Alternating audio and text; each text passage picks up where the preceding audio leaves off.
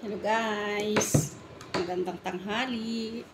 Dito sa Saudi, mag-alauna pa lang. Nagluto ako ng ng noodles. Ito noodles na ano ba ito tao? Seafoods. Yan. Tapos nagluto ako ng hotdog. Kasi nakabili ako ng hotdog nung naggrocery ako nung isang araw. Kaya ngayon, ganyan. Wow, sarap. Kain na tayo, ka-OFW. Ang sarap. Oh my God. Ito na yung lunch ko, maagang lunch. Gutom ako eh.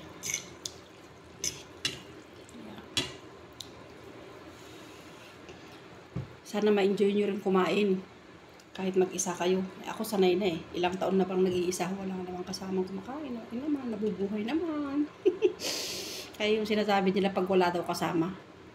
Hindi raw masarap kumain. Maniwala pa kayo. Sabi lang nila yun. Gusto lang kayong kasama. Ni. Ako sanay na. Kahit wala akong kasama. Ang sarap kayang kumain.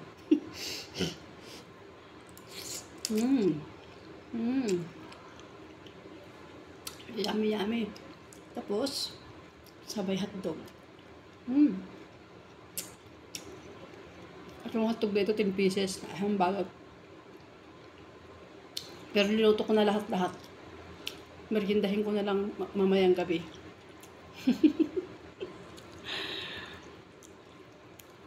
Kaya, ayaw ko naman yun hatiin ko, 5 iluto ko, tapos lutuin ko na naman ulit mamayang gabi. Hindi na, ganyan na. Ipainit ko na lang sa microwave.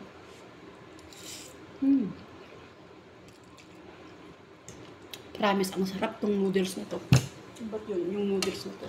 May video ako kanina niluto ko. Ito siya, oh. Ito ka OFW Saudi. Tignan nyo, ang sarap nito, grabe. Sulit kumain.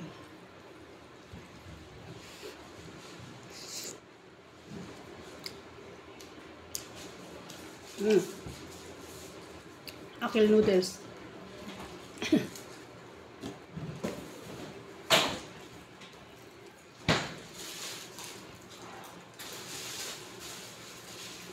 Sarap.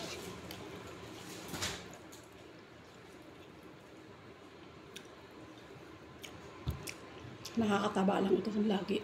Saka ano ba yun?